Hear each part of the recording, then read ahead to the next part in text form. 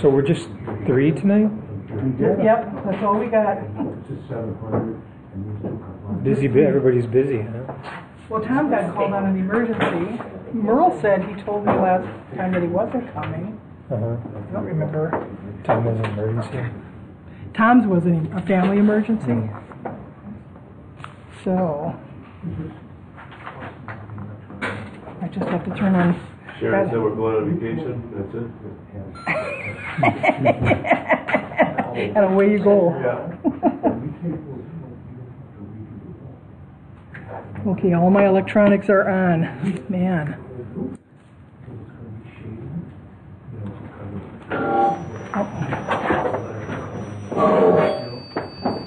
That isn't good.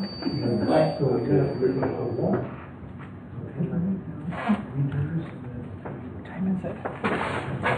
Is it 6? Another minute.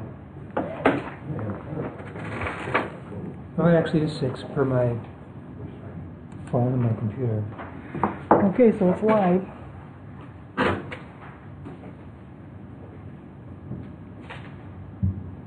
But before you start, somebody's got to make a motion to elect an acting chair.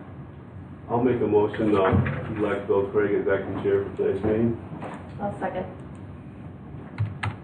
Now, Bill, you say there's a motion made. Is there any discussion on the motion? Hearing none. Any discussion on the motion? All in favor, say aye. Aye. Opposed? Motion carried. Perfect. Now you open the meeting, Bill. Yay! Okay, the open meeting of the Town of Vernon Plan Commission at 6 o'clock on Wednesday, August 8th. So we'll call the meeting to order and start with if we could all rise and pledge. I pledge allegiance to the flag Of the United States of America and to the republic for which it stands, one nation, under God, indivisible, with liberty and justice for all.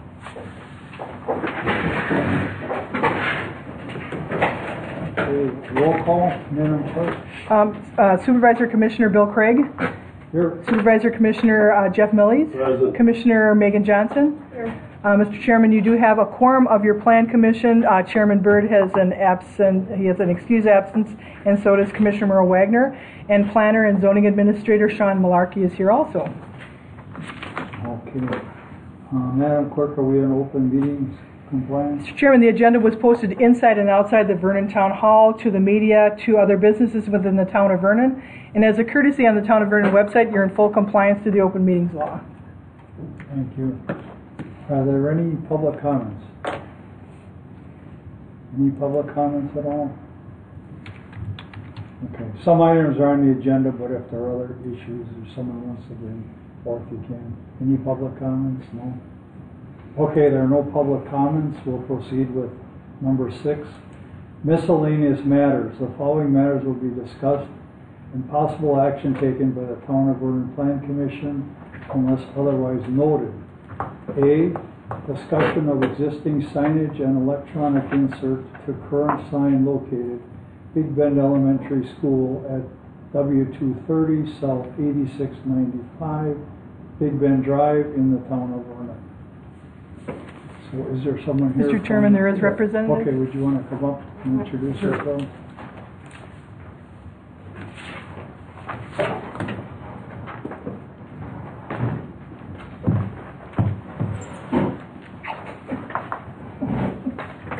Hi, my name is Paul Butler. I'm with the sign company. We're working with Sean and Karen in regards to putting an electronic message board system on the existing sign. We're not changing the sign, we're not moving it, we're not making it bigger or smaller. We're just really kind of updating it to the old poly panel with the cards that slide in and out to an electronic Wi-Fi system. I did take the liberty of doing there's an app actually on here showing the linear footage of the building as you go east and west and north and south.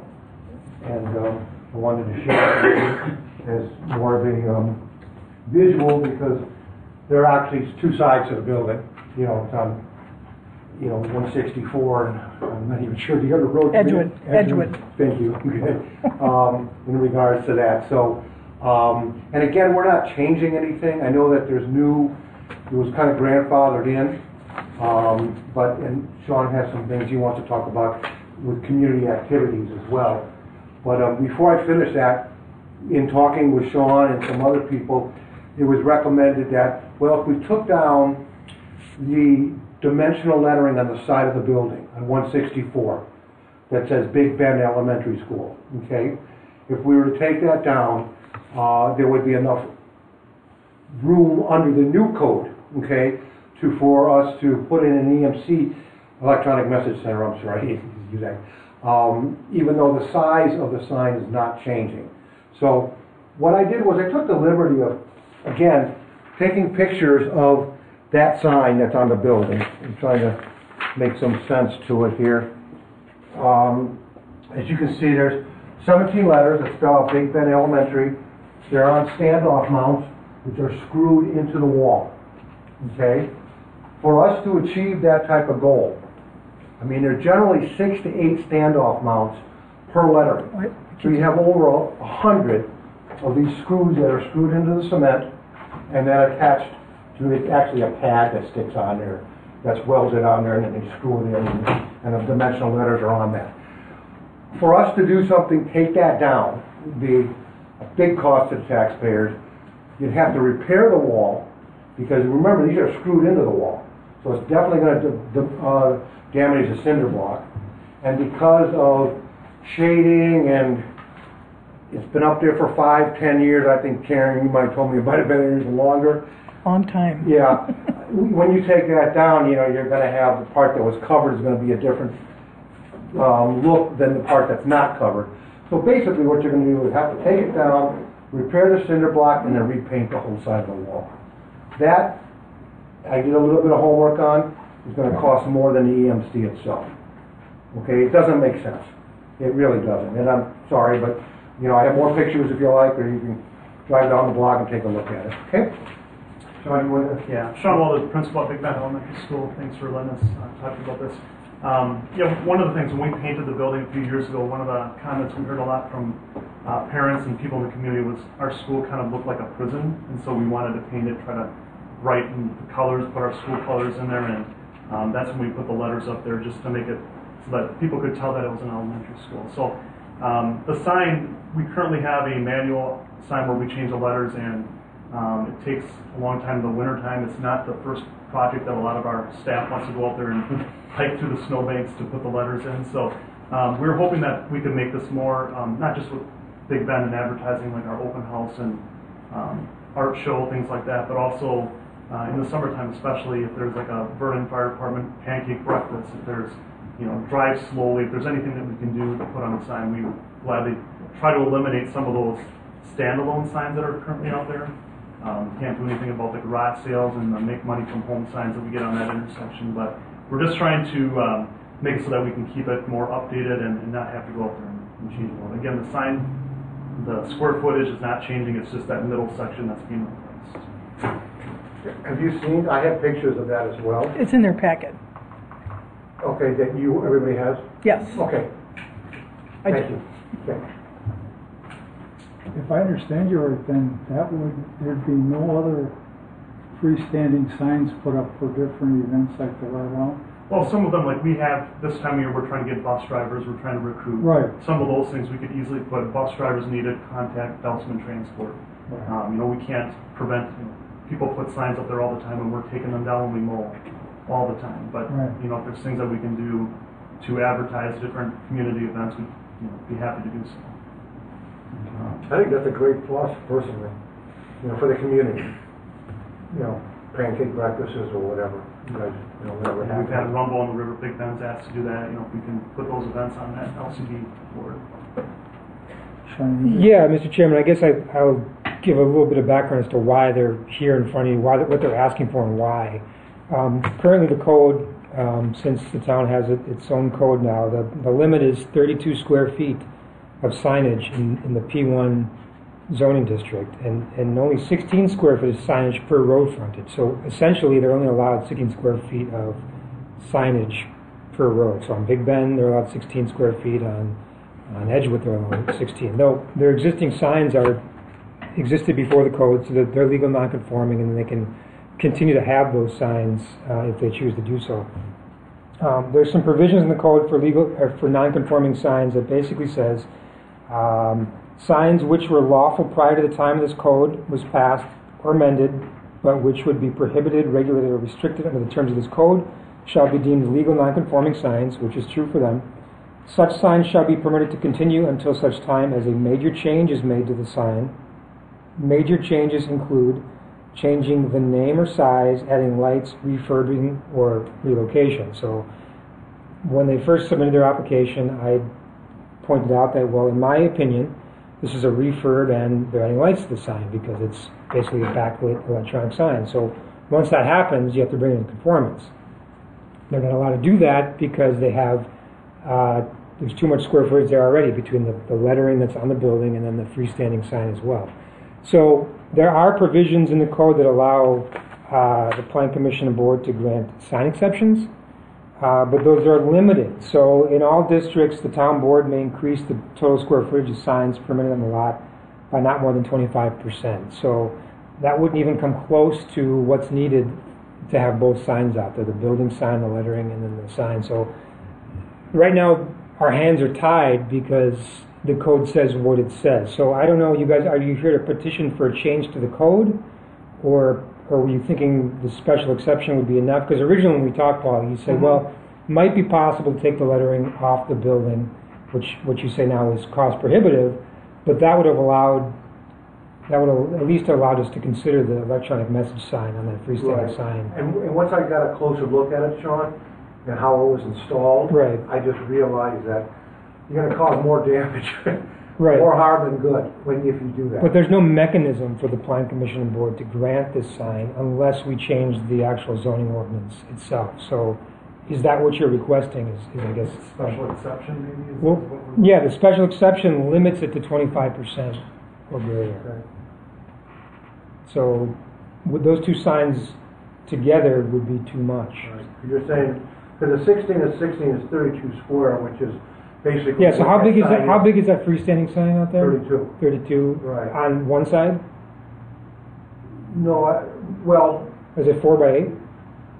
I have to look, I think It's so. pretty close to 4 by 8. Yeah. So even that sign by itself would be over the threshold, even with a special exception to increase The 25%. Because you're allowed 16 square feet, it's twice as much Right. as what's allowed on one particular road. So, I mean, I think the only avenue is to How big increase. is 16 square feet, Sean?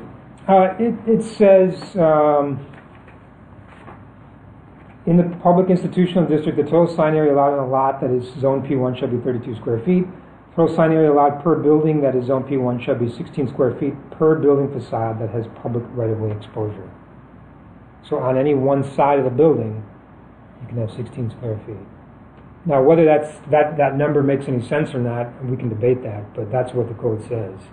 I think it should be debated. I do a lot of sign work, and when you have 170 linear feet on 164, and you're kind of saying you can only have 16 square feet, I don't know any other community that's that small. You know what I'm saying? Now, and I work all over, 700? Is it 700? It's 700 going north and south, and 300 going east and west. Right. And we're kind of in the process right now of looking at some changes to the ordinance, and we'll be talking about that. I think it's as the last agenda item, or the second to last agenda item tonight. And you talked about that at the last meeting also. So, since they're on the intersection, you're splitting the 32 square feet in half that's required? Well, it's not on the intersection. I always thought the signage was limited to 32 square feet per side for a business. So I'm still confused on how we're getting the 16. That seems awful small to me. Well, I wasn't part of the discussion when this went in place, but it clearly says 16 per building facade on a road. So I don't know what the thought was at the time. To me, that seems potentially small too, because a better approach might be to base it on size of the building and frontage of the building. That's done. That's pretty typical as to how many lineal feet you have is what you get for signage. You're absolutely correct. Both places, it's linear footage of the size of the If building. you got a hot dog stand, that would be pretty obnoxious having a big sign like that, given the size of the Sure. building. Right.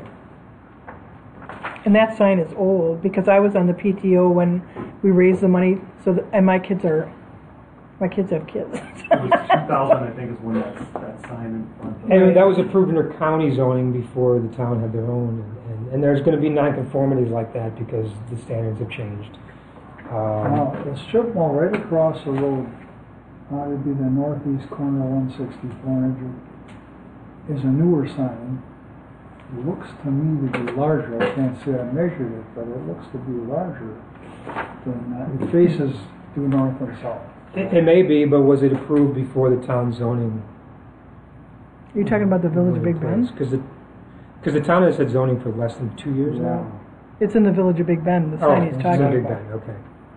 Okay, was that Vernon when they initially? No, that's been Big Bend for years. So that's the issue, is we'd have to revise the zoning ordinance, whether we make exceptions for public buildings or general exceptions for the size of buildings in general.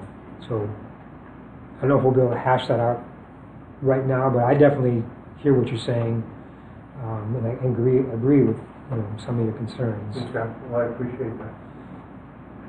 So I think we should move forward with that. With Sean. As discussing something that would be. I think the square footage is small. I think we all kind of agree with that.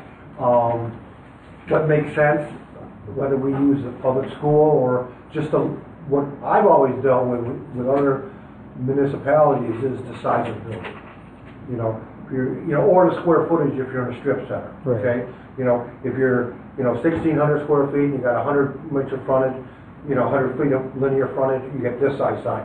If you're 5,000 square feet or an acre, you get this kind of sign. It's all proportionate, and that's generally how I always thought it to go. To be honest with you. The other alternative would be, besides doing it, to change the whole scheme to be similar to what you're saying, would be to rewrite the non-conforming use section that talks about what triggers that, and to allow them to remodel that sign with the electronic message board sign that wouldn't trigger it having to be all the signage being in conformance. So there's sort of two approaches we could take, or one of the other approach. Yeah, because it would seem to me it exists for not changing any sizing at all, or even the structure. Right. It would seem to me we should try to get this done as just non-conforming as it stands. What's involved in that? It would be changing one paragraph in the ordinance that talks about when that conformity needs to kick in. Right now, it's major remodels, it's changing location, changing name, Right, and you're talking about a refurb. adding lights. So we could potentially more narrowly refine a refurb and exclude something. Like Aren't they're there asking. lights on that now at night? Yeah. Right, but we're adding different lights. We're adding a backlit electronic TV. Right. Now it's got the Yeah, so I'm just saying, how picky I mean, are we getting here? Yeah, there's so- already lights on it, so we're just changing the lighting a little bit to the backlight. So my interpretation of the code was that it's a refurbishing, which trips the trigger, and adding lights. So those are my two things. The Plan Commission and Board may disagree with what I have to say, and may feel that neither of those two things are happening here, and it would be you'd be able to approve it based on that determination. That's just my opinion. So when you refer, Sean, to changing one or two paragraphs, we could do that without disturbing our ordinance overall in other situations? Yeah, this is the only place where this change alone would allow them to. So we could what we mean by adding lights could be more narrowly defined, and what we mean by refurbishing could be more narrowly defined. So refurbishing a complete overhaul of the sign would be one thing, but changing a component of it, maybe not. And that would allow that to potentially happen. If that's the direction that the Plan Commission and ultimately the board wants to go. Yeah, no, I agree with that. I mean, I don't see really any negative to this. Like you said, it would be nice to get rid of some of those, you know, standalone flimsy signs that are all along the road there. Those are kind of, you know, not as attractive. But I think too, it would be good to kind of proceed to kind of change that one little section of the non-conforming use, because we don't maybe want to open the door for huge signs to eventually, you know, be able to be approved based on a building size. The size issue is a trickier situation because it will ultimately affect a lot more properties than just this one. And I'm not sure, we haven't gotten in the weeds on that one, and it might not be something that can be approved quickly. It might be something that has to be discussed and thought about. This would be an easier fix, potentially, where it's going to affect very few signs and might get them what they want quicker. I just wanted to chime in a little bit on what Jeff was mentioning. There's currently fluorescent tubes in there. The fluorescent tubes generally last outside 4 years, give or take, and you got to replace them. Ballast about 6 years, you got to replace them. That's a cost to taxpayers, okay? You got to hire a sign company, got to come out, got to replace the tubes, you got to replace the ballast. LEDs have a general life of 10 years. Plus, they burn 80% less electricity. What's the percentage of the sign area that's being changed out? Because that might be one way to set a threshold for refurbishment. It's not a lot. A third of the sign. It's a third of the sign. So if you say less than half of the sign is refurbished or something to that effect would work, and then defining lights as, you know, it's already lit internally. Right. Correct. So this wouldn't be changing. It'd still be lit, just in a different way, not adding lights where there wasn't lights before. Might work. Yeah, they have pictures of that, Paul. What? They have all. I know, I have the actual size, though. They have the that too. blueprints of this EMC. I don't know if you wanted that, but I would say a third, because the skirt down below is probably 35%. You know, and then you have the poly panels on top, and then you have the EMC, electronic message board, underneath that, or in between. So that's probably 33%. Aren't a lot of signs going that way just for the energy efficiency and better lighting and technology, and you're not out there changing? It'll cost you $400, $500 for a sign company to come out and replace ballast, because they usually replace all of them when they're doing one or two that are burnt out. And then ballast for signs like that could be $100 a ballast. Now some of them are $25. Some, you know, I've seen $200 ballast. So, you know, that's something that these don't have. And again, they do burn 80% less electricity. So it's all a good thing in my opinion. So you will be removing the fluorescent tubes? Correct. Oh yeah, we're going to be rewiring the whole. We have to disconnect the ballast. And actually there's a voltage regulator that drops it down to 12 volts. Because if you went straight in to like 120 or into the ballast, you just blow the sign out, literally. They would just start popping. You know, you have to lower the voltage down to 12. So there's some wiring that has to be done to that. But it's really simple. You just go into the junction box, it comes as a kit, if you will, and you plug right into it. It's all self-contained.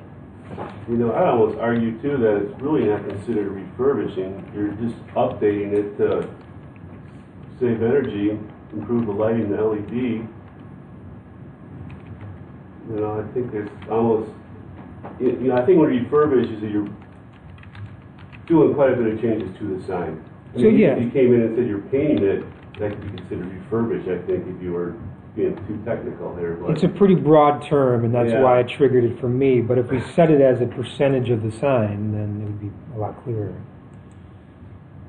Would the sign be lit, like at night as well? Is it 24/7? 24/7.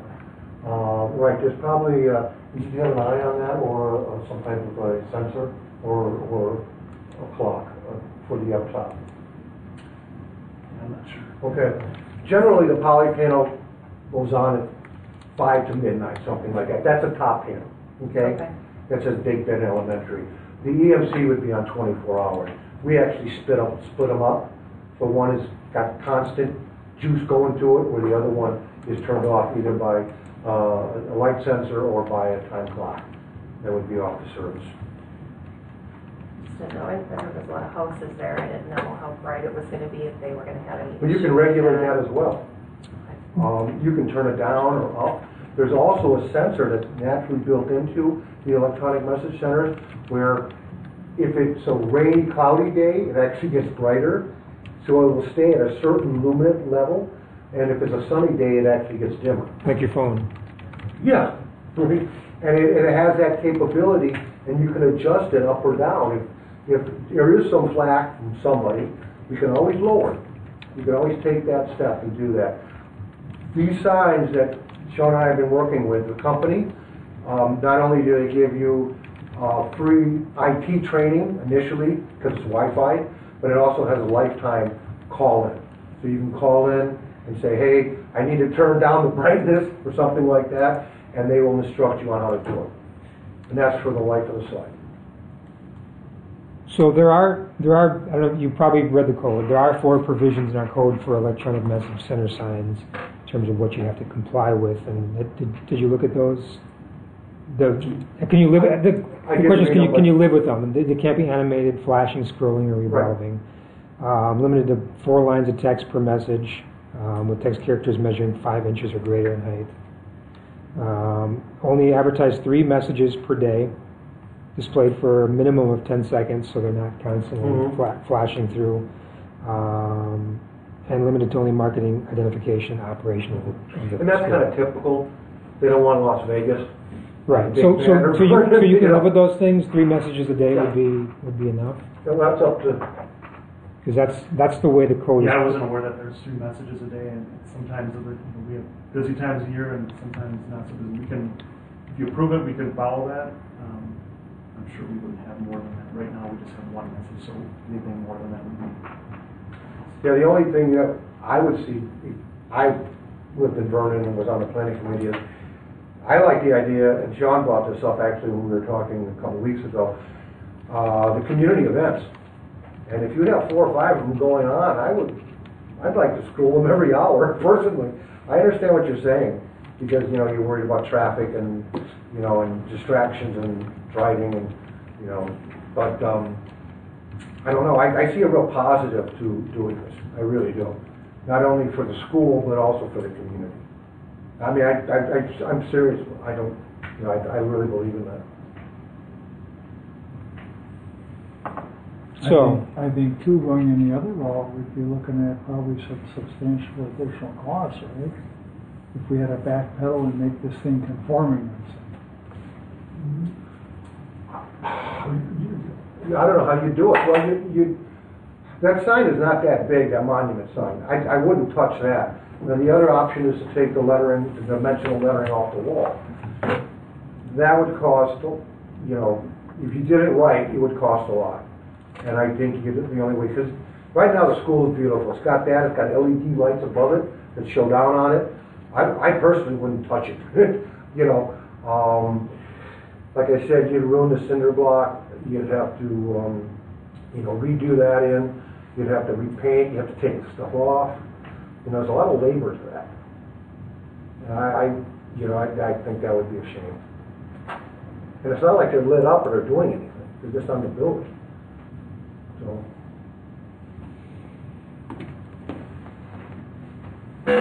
So the issue is we can't change this overnight. It's got to be.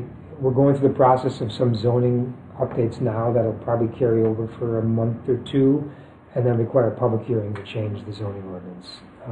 Once that's done, assuming all goes well and that change is incorporated into the zoning ordinance, at that point you'd be allowed to submit an application for the sign. And do you guys have a timeline that you have to meet? I know our PTO gave us the approval to go ahead with the sign about 8-10 months ago, and they probably would like it sooner than later just because we have a lot of events coming up. So I guess we were hoping to have it for the start of the school year, just to say it's our 100-year celebration, and we were going to advertise happy 100th birthday to Big Bend Elementary School, that kind of stuff. So we'd like it before the school year started. That's impossible, only because no matter what, even if we approved the rezoning today, it would still be another month or 2 before it could be. The site plan and the sign itself could be approved, so that would lag. We could do it the same night potentially. So whenever we hold the public hearing for the rezoning itself, we could follow up as a separate agenda item the sign application Actually, we could not. The The contingent on the Conan. county has to approve it, which is another month. So should we have them coming back with their recommendation for non-conforming? Coming back to us? Well, I mean, we kind of talked through what we thought some potential changes might be. You know, describing what refurbishing means and limiting it to a portion of the sign, and talk about lighting. If it's already lit, then adding other lights or replacing lights with something else isn't going to trigger that, to be clear on that. Or you can, you know, if your interpretation is different than mine, then If we had a different like let's say we did refurbishing is what's catching us here, correct? Or we're refurbishing and adding lights, because but we're not really, we're replacing lights. you're replacing lights with something. It's something different, right? There were lights before, now it's an electronic message. Right, we're going from fluorescent tubes to the LEDs. Right. Right. So I look at it more as updating the sign, not so much refurbishing, just updating it to current energy use. And I don't know exactly what that means as far as legally, but So then at that point, there would be no access to that property. If that was split off as a 1 acre, there would be absolutely no access to that property. right, if it was split off as a 1 acre. Okay. And right now it may not be the case. Maybe combined with your larger parcel. Mm-hmm. So if it's combined as one parcel, it's my understanding that the DOT would look at that as one parcel and say, well, you have access to that parcel through that existing driveway location. Correct. They don't have to. They're not legally obligated to grant you their access point for some other area of your parcel if it already has access. Correct. And I understand that piece. I guess what I'm understanding was, so essentially I'm being told then that I cannot split any property off my parcel because I don't have access. Is that correct? No, that's not true. You can split off pieces of the property to separate lots if you provide them access. Okay. And we're saying, in order to provide them access, you might have to bring a road in there at the location of the existing driveway. Make that a road with a cul-de-sac to get to that second lot. Okay. Oh, So and it looks. Doesn't make any sense. I'm going to sell anything because it's going to cost me way more to bring that up to a roadway than it's going to be to sell it. Yeah, so it looks like the distance of that road would be a minimum of. It would be 600 plus feet because it's 750 to my garage door. Well, it shows 300 feet. You only have to get it to the edge of the parcel, wherever that parcel would be. But even then. So it's 300 feet, and if you figure roughly $100 a foot or something like that, it could be $30,000 to put that. Well, road in the potential. problem, my guess, if I was putting a roadway, then I required a turn lane too.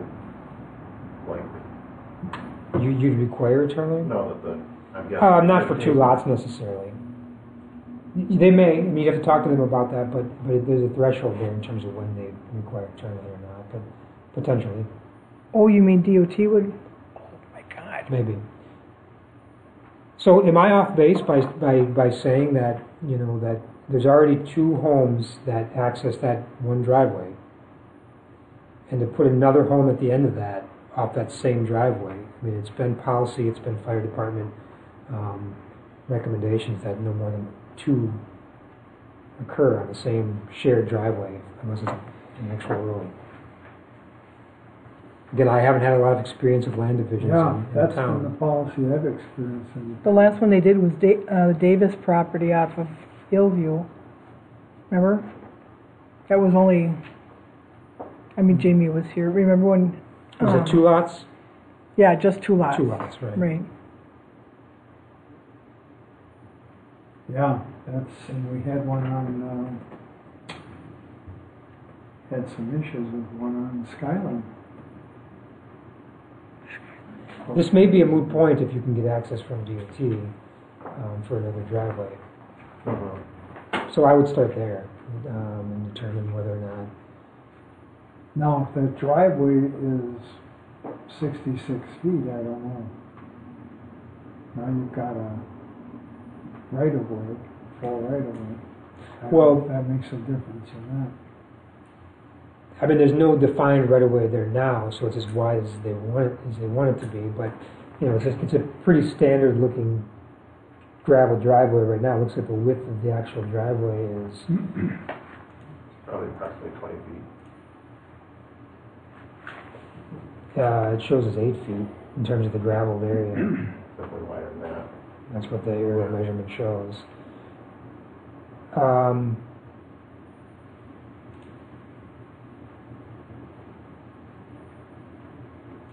It may be that the shoulders are kind of, Yeah, this is probably a little older image, because it was creeping in before we bought it, and this is prior to us purchasing the property.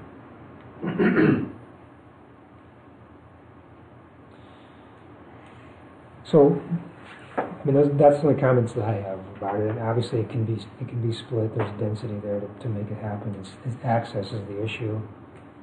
Where So it comes does he from. only have one more development right on that? No, they have these 35 acres plus 20 some acres. You Oh, said. okay. Oh, I didn't Potentially realize. many more. It'd just be that for this particular parcel, or we could combine. We could put the same deed restrictions on both the parcels that sort of group all the density rights and development rights and determine what's left. So, you obviously have at least a couple more on this one after you do that one, Correct. and then a couple more on the other one. And if I would need it, if we're not planning on doing any additional revisions, it's not in the plan at this point, but Right. the way I understand it is if at a later point in time we wanted to do vision, we'd have to come back for a rezoning or something to that effect later on. Well, not necessarily a rezoning, because if you deed restricted the remainder, you could say, okay, you get 2 more splits on this remainder, so you can come back for CSM and split it. Yeah, unless Then you have to change the restriction to be restriction or at the point in time, if I'm going to be To exceeding the deed restriction, then I might have to come back and rezone. Correct. That's so far down the road that I'm not even concerned about it at this point, because the zoning could be completely different at that point. Right. I'm just at this point just trying to address the initial first 2, and it sounds to me like if we can't get an access off of 164, if it's required to bring up the roadway standards, it just plain doesn't make any sense anymore.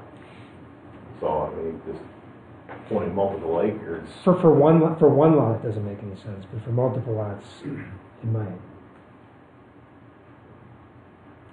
How many lots could I divide the 30? Let's say the 54. Well, let's say you took it all together. Yeah, there's one. So you have one house out there now, so that's one of the units. Yeah. So you divide 54 by 10. Correct. Get 5. One's used up. You can make it 4. Correct. But as I'm saying, even 4 parcels probably aren't gonna. Well, how much can you sell a lot for? Depends on what the usage is, but Right, but approaching 100,000 probably, right? could be. So Oh. $30,000 for a road versus Don't you think it'd be a little more than 30 grand though to bring? it's a 300-foot road. Depending, I mean, if a rough calculation is $100 a linear foot. The cul-de-sac would be a little more, but if you talk. Oh, really? Potentially. I mean, it's so. I mean, there's some economies of scale there once you do more than one lot. I'm not saying it's going to work for you. I don't know what your financial situation is, but that's how developers make development work. You build enough lots, you can pay for the road. I understand that, but I'm not looking to be a developer. I mean, this is currently agricultural land, and we're going to leave it that way. So we're just looking at this point that we have somebody that requested it, and we wanted to see if we can provide them a piece of land Sure. so they can put a residence on. The rest of it we're going to leave as agricultural, which is completely compliant with the zoning, and is the zoning that is preferred, because otherwise it wouldn't be a district. Right. And that's in. It all makes sense. Everything makes sense. It's just the access has got to be worked out. And like I said, the direction I got from the town attorney is that it's not advisable. Policy from the fire department has been no more than 2, so it's not my decision to make. But So is there any possibility to do it without the roadway? With any special request or anything to that effect without bringing it up to roadway standards? it'd be a policy decision, and it would be the fire department signing off on it. It'd be the town plan commission board saying we would disregard this I think it previous came policy. about because of past issues. Right. Someone parking in the right of Mm-hmm. emergency vehicles trying to get in. Right. It's Some just of it does have to do with elevations. We've got we've got 30-foot elevation changes too, which isn't Yeah, your this is problem. flat. it's mostly about emergency access, and it's about disputes between property owners in the future in terms of standards of how it's maintained, how it's used, who's parked there, who can, So what if a bypass lane was put on the driveway itself? to get around it. So if at a certain point down the driveway, there was a bypass lane placed so that if there was anybody that would have to get off the side, they could put a bypass lane on the driveway. I don't know, that would be up for the, the fire department to review that and determine if that's good enough or not. And the plan commission board will need to make a determination. You can ask for that. Sounds like we gotta find out more information from DOT first, see if you have access or Correct. don't, yeah. And I'm just here for information at this point. Right. And your family, it farms that, both sides. Correct. You know. And you want to preserve that as long as possible. It's just the question is that if 2 is the right number, is 3 too many, is 4 too many, is 5 too many? When you come back for your next land division, would you be asking to be on the same driveway? You could put the road in then. I mean, we don't know. Because we do have, one thing that's not shown on here that we did add is we do have a complete turnaround up at the top end of the driveway right now. Okay. So if you can come in without turning around, you can loop up towards the smaller shed, loop back around to the large shed, and back out, and it's large enough actually to take semi through. Okay. Well, that might Yeah, because be in your favor. don't your brothers do that now? Because they're farming there, that way if they need to come in with their grain equipment, they can come right around. I parked some campers and I have my own trailer in the shed, so that it's just wasn't workable, so I put a driveway that I can bring approximately about a 40-foot trailer all the way around and right back out to the driveway. Sure.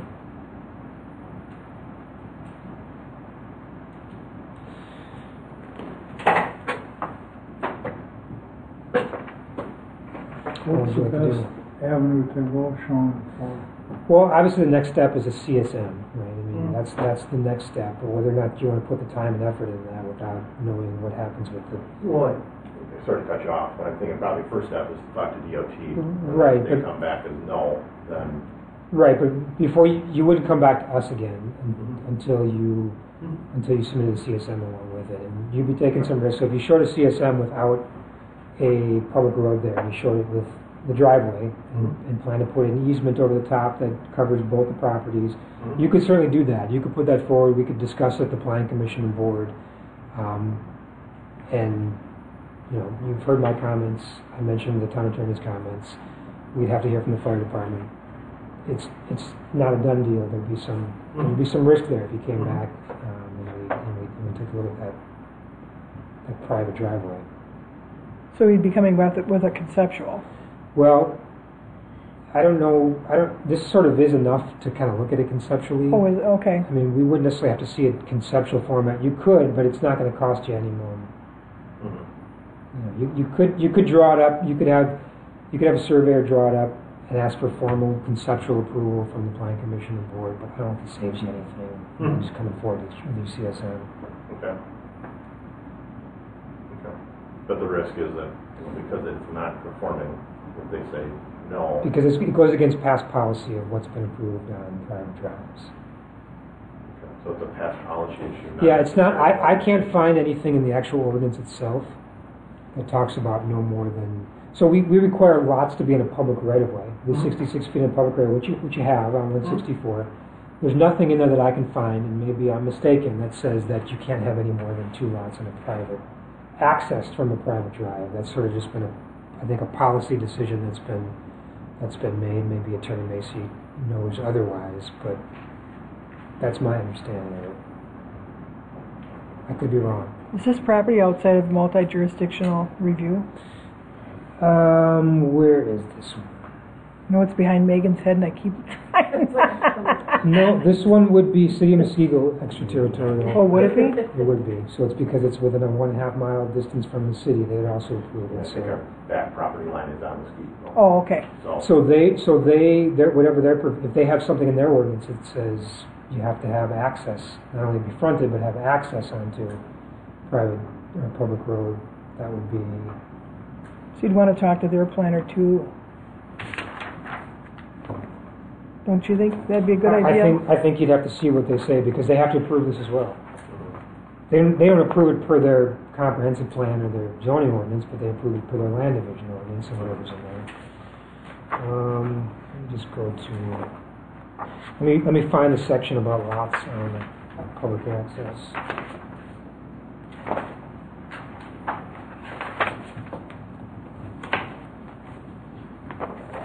So under lot design standards, it says, access, every lot shall front or abut for a distance of at least 66 feet on a public street or 45 feet on a cul-de-sac. So it fronts or abuts. And I guess that's a question. When it says fronting, does that mean that's where you have to get access from on a public street? And maybe that's a question for Attorney Macy. That's a staff question. It says every lot shall front or abut for a distance of at least 66 feet. We have that. You're abutting, but under the term fronting. And fronting is, your front yard where you're getting access from.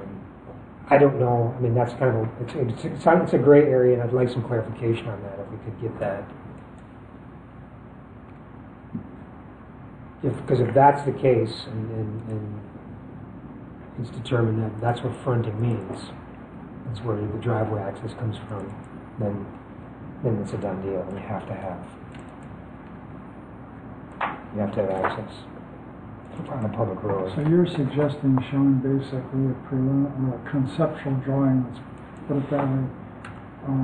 Well, I'm suggesting that he talked to DOT, and I'm suggesting Attorney Macy provide some clarification on the fronting and abutting, to know if it's even possible per the ordinance, and if it's not, and it's not just a policy thing, and it actually states that it's not possible, then you would be required to do a public road. If not, and it sounds like there's some wiggle room there for policy, then you could come back with a CSM that showed a private drive and ask for a change in policy.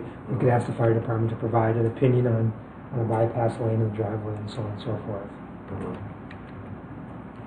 Sean, what section were you in? I just want to put this on staff.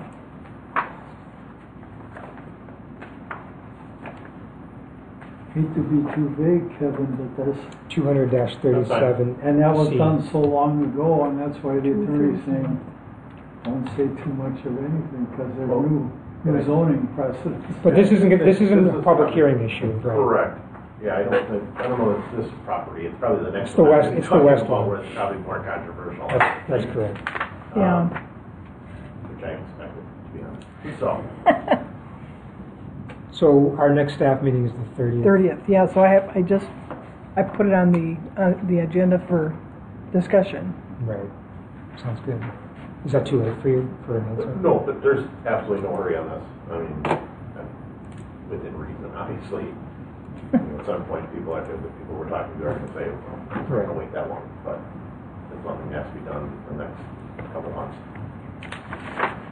or even longer. Okay.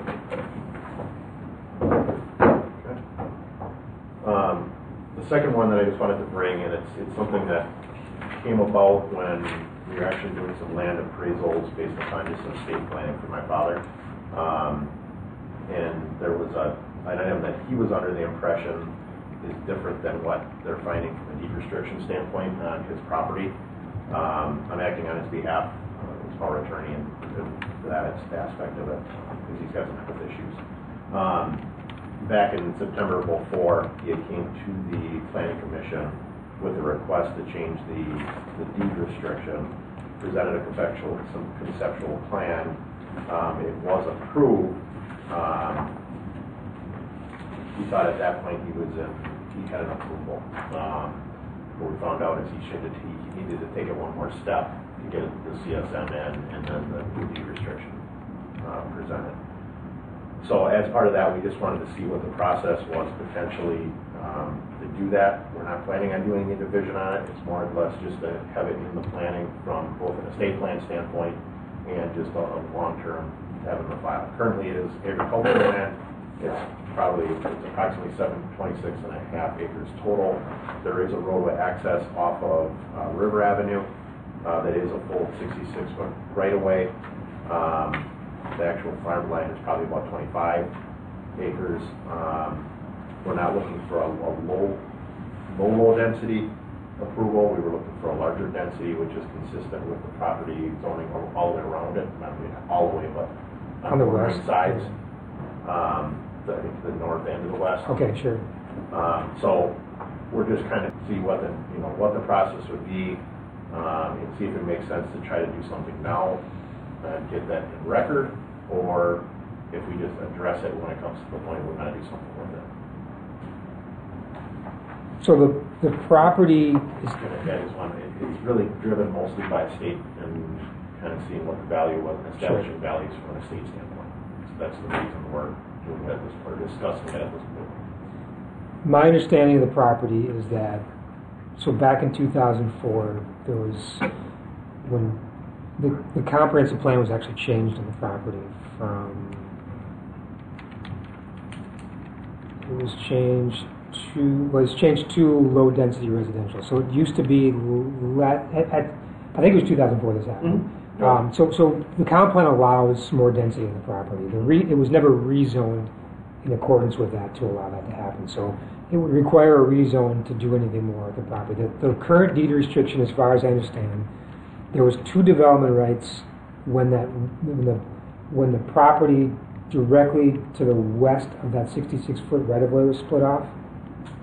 Correct. So that got one of the development rights, and then the big 25-acre parcel has one remaining development right. So they could stick a house out there if they wanted to, or they could split a small lot off and have the rest undevelopable until such time it gets rezoned. And that's what the deed restriction says, is that if it's rezoned, the development rights are out the window. So that's where things stand right now.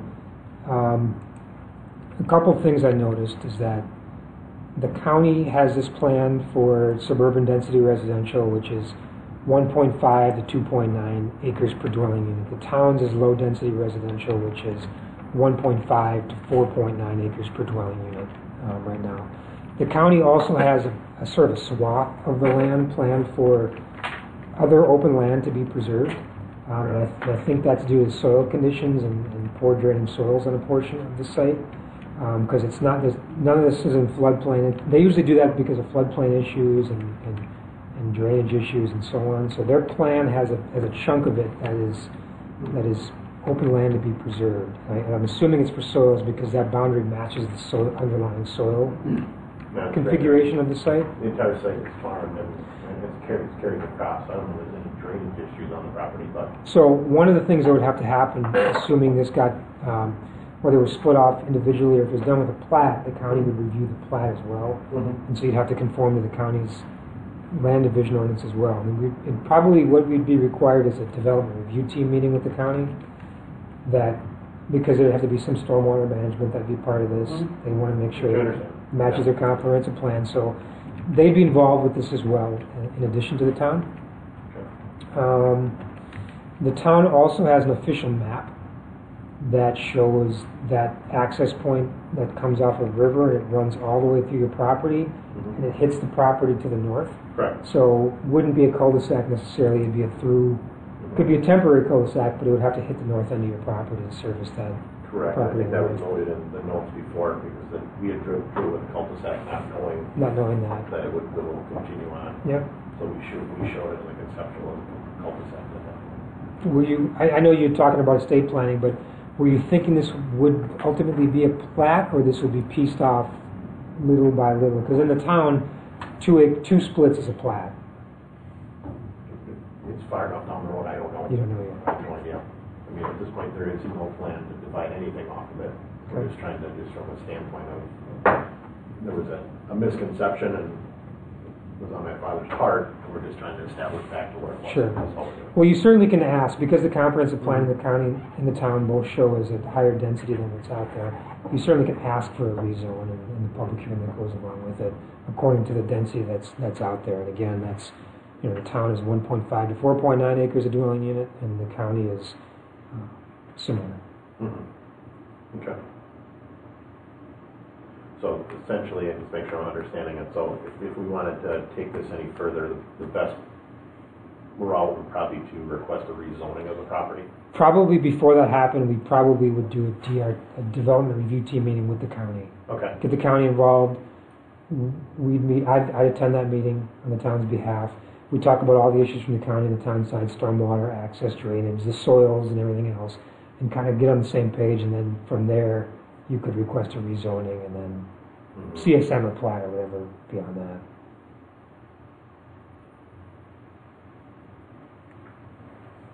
Because I don't think a rezoning wouldn't necessarily be approved unless there was a plan to go with it. Okay. So I guess the way I'm understanding that is that unless we put together a plot plan for it, we probably wouldn't get a rezoning. Right. So a rezoning would either be tied to a plat, or it would be tied to a concept that showed a number of units and densities and so on and so forth. But usually things nowadays don't get rezoned unless there's a concept to go along with it that you can tie the rezone to. Which we could do if we wanted to pay for having that concept done. Right. That concept could always be changed at some point in time later. It could be, but then the rezoning might have to be changed too because it'd be tied to it. Okay. But I think the first step is probably the county Okay. county development You review. can see if it's possible. Does the property owner go to that meeting also? The property owner attends as well, and so county staff attends and I attend, and then you Then I attend. can act on my dad's That- behalf, right? Sure. Okay. Yeah, because his dad's in no condition. Yep. You know, Kevin would have to come for him. Okay. Yeah, so you could contact the county to start that process when you're ready to do that. Contact county. But it looks like there's some degree of development possible here. Okay. And I think we're just trying to establish that under what we have right now, just for, and again, for estate plan purposes. There's no intention to split anything off at it in the near future. Do you guys have any concerns or issues that you can pursue? Good. That's all I was looking for. Some clarification. Thank you. Thanks for coming in. Thanks, Kevin. You mind if I call to find out who to contact at the county? Yeah, call me tomorrow. I'll give you some. Just so I know who to Yeah. contact. Okay, Does great. that sound good? Yeah, sounds good. Appreciate it. Thank you. Thanks, Kevin. Moving on to D, amending the fire department site plan of operation for the department located at West 233, South 7475, Woodland, to install an outdoor patio for Vernon Fire Department members. I filled out, bye, Kevin. Thank you. I filled out the site plan of operation for the fire department members, so it would get done. So although I'm not the petitioner, Tom does have to sign it when he comes back. But The town is essentially the petitioner. right, right. So you got to kind of forgive the. Did you see how I drew in the patio with the whiteout? Oh, that was you. That was me. Oh. I wanted to put trees in there. I wasn't sure who did that, if it was one of the firemen or... No, I asked them because the town board, they wanted to put that in, and the town board was very supportive, but they wanted the fire department to follow the rules also. Yeah, so because it's not a residential use, it requires site plan of operation. It's very simple. It's an amendment. It's 10 by 20 foot concrete patio with a fence on the north side. I didn't have any concerns. It meets all of the requirements of the code. It doesn't trigger stormwater review by the county. It's very straightforward. So I have a series of generic conditions here, including what's being proposed if the Plan Commission chooses to approve. I think, as Attorney Macy mentioned on the previous, the Callan one, we need to add a condition here as well that the town board would also approve this. So that's the one condition I'm missing. So their motion would also include the approval of the town board, just Approved by the similar. town board. Okay. You had questions on the drawings, or we just didn't want them to put it in without approval because we're just going to put it a patio in the. Right. Yeah, we should officially amend the site plan of operation. Motion? I'll make a motion to approve with also board approval meeting. Was it just, how many conditions, based on how many conditions? 1? 1, 2, 3, 4, 7. Based on 7 conditions stated by the plan. I'll second the motion. And second. Okay. Any other discussion? All in favor, say aye. Aye. Opposed? Motion carried. Thank you, Plan Commission. I'll base on your drawing. Jeff's gonna amend his motion. No whiteout allowed in the future. It stands out. I was gonna say, I really wanted you guys to know exactly where. I didn't even know you could buy this stuff anymore. Yes, it is to scale. So I said to Vince, help. He said, just throw it. Okay, did we want to get into E at all? These changes to planning? Sean, were you ready? Did you want to hit any highlights? I could. I think that the changes in the draft ordinance language, the text itself, are pretty straightforward.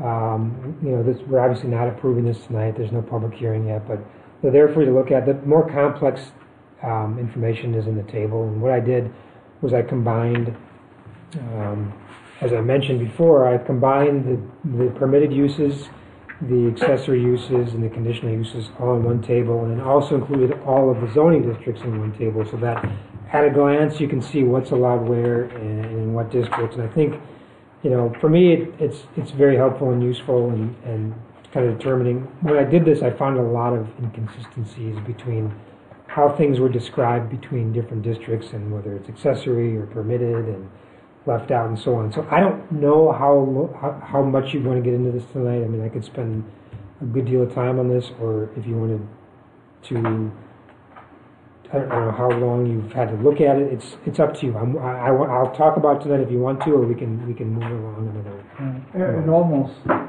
don't know how it almost seems like, I hate to say a special meeting, but somewhere where we've got a short meeting of terms that we could just breeze through that. That's my preference. It doesn't matter to me, especially since the sign stuff we just talked about isn't contingent on this. Do you think we could do a special meeting? Is that something that we want to do? Outside of a plan commission. Yeah. 'Cause I could see just glancing at a lot of questions for clarification. There is, and there's a lot of nitty gritty to get into in the use table in terms of. I have a lot of things highlighted and things I want to talk about. I need a lot of feedback on a lot of this information. But nothing against Jamie's matrix, but I really like, what you've done, to the new matrix, and anxious to see what the plan commission and board think of. Yeah, thank you for that. And I also grouped them by major uses, like all the ag uses are in one, all the residential uses are, the business uses, so you can hopefully quickly find what you're looking for and where it's allowed without having to flip through 10 different pages to Right. get at it. I don't know how you guys feel about it. Yeah, I mean, Get into any of it now? Or? I was gonna say, most of the changes in here were pretty minor. Yeah. To the wording. To the text, yeah. Yeah, there's a lot of minor changes. Which I didn't really see a problem with. But there's still a lot to go over with the. Yeah, the biggest text changes were kind of the idea of getting rid of the building floor area ratio in favor of the footprint, which we all kind of talked about last time, and it seemed like the direction to go. It's how the county operates now as well. They used to be floor area ratio, now they're building footprint. Which really irritated Vince because they that changed was their his mind, original and they made a comment to us that we should look at floor area ratio. Right? Yeah. So that was a big change. The other, not big change necessarily, but there's a provision there now that allows either the building inspector or the planner or zoning administrator to look at environmental corridors. And so when we get an application for a building permit and zoning permit, if it's obviously an error and there's no environmental corridor there because there's no trees, there's no slope, there's nothing there, well, we can make a determination and say they're not in the environmental corridor. We can issue a permit for this accessory building because it's clearly mapped wrong. Oh, that's nice. Yeah. That's very nice. Right, The Bill? county does some of that themselves now. If it's at all questioned, the sewer pack has to weigh in on that. But if it's obvious, there's no trees here, there's no steep slopes here. What are we looking at? Right. So we can do that. So I think those are kind of the biggest things. There's also a couple of things with wetland setbacks in terms of a couple of exceptions that were the same things as the county currently uses. The county currently has a couple of exceptions for accessory buildings and those types of things with wetland setbacks. So we'd be kind of matching what they do in those regards. And that comes up with Vince and Sean when they're issuing some building permits or zoning permits. Right. So we'd be able to take a look at some exceptions there. Where right now it's a hard and fast rule, 75 feet no matter what. And the county doesn't take that approach, so I'm thinking maybe we should in there. So so the text is pretty simple. This is going to take, I think, in all honesty, this is going to take like an hour to an hour and a half probably to get through and talk about the issues, talk about the way some of the uses are interpreted, talk about some of the inconsistencies. And one of the other things I tacked down at the end was the conditional B3 zoning. Because one of the comments Attorney Macy made is, well, we should look at maybe normalizing that and changing B3 to incorporate those things that are in B3 conditional so that everything's on the same page. So we have to talk through some of those and how we can change B3 to make sure that there's no nonconformities in that business park. So I think we can get through it, but we'll probably need some time to do that.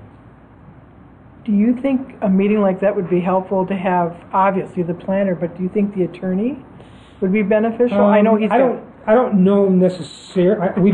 Obviously, he's going to review these before it gets final approval. Yes. It couldn't hurt, but I would like to talk it through once without him and then Okay. send him the changes and say, here's what we came up with, because I think his time is probably better spent looking at what we come up with and me writing little memos to say why and how we did something. So, Mr. Chairman, do you want me to try to schedule a special meeting with the Plan Commission, Town Board, and the planner?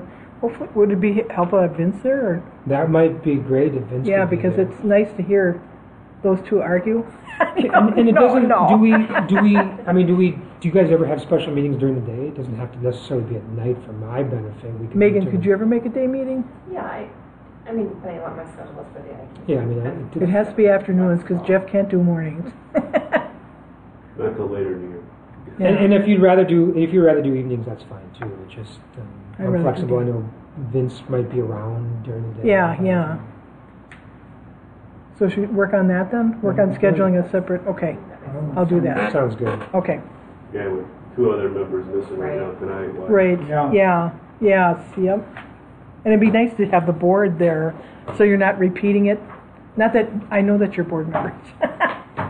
And it doesn't. I mean, the more the merrier, obviously. Right. But as long as we have, and we don't even need quorums necessarily, but we need people that maybe had some continuity to the original ordinance and some of the intention behind it, because we're not making decisions at this point. It's not going forward. It's a sort of a work session. Right. We could also continue to work on some of the language, like for the sign, the electronic sign and stuff.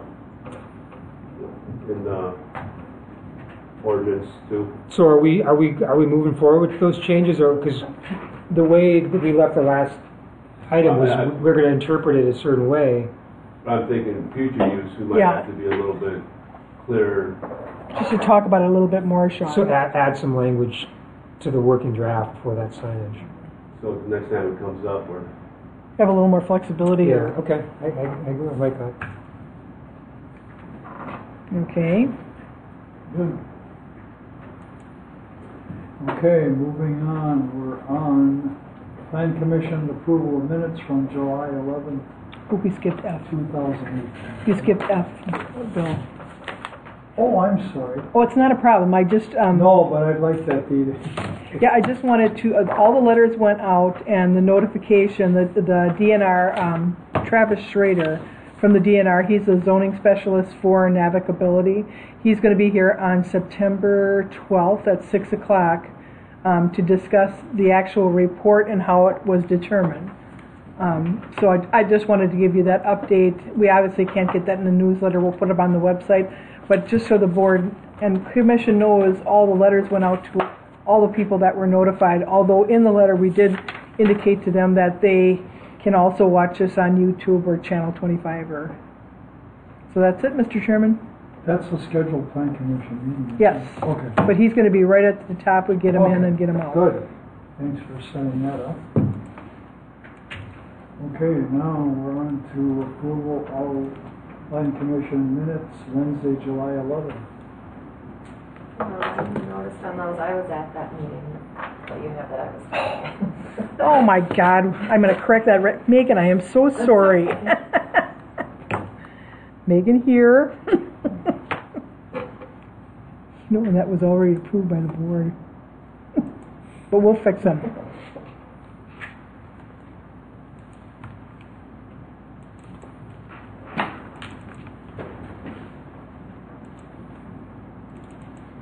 You're starting to get a complex, aren't you, Megan? I know, it's like the second or third time.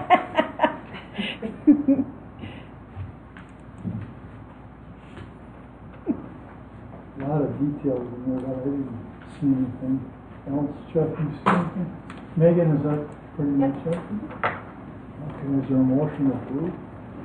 Make a motion to approve the minutes with one change. I've got it all corrected now, my dear.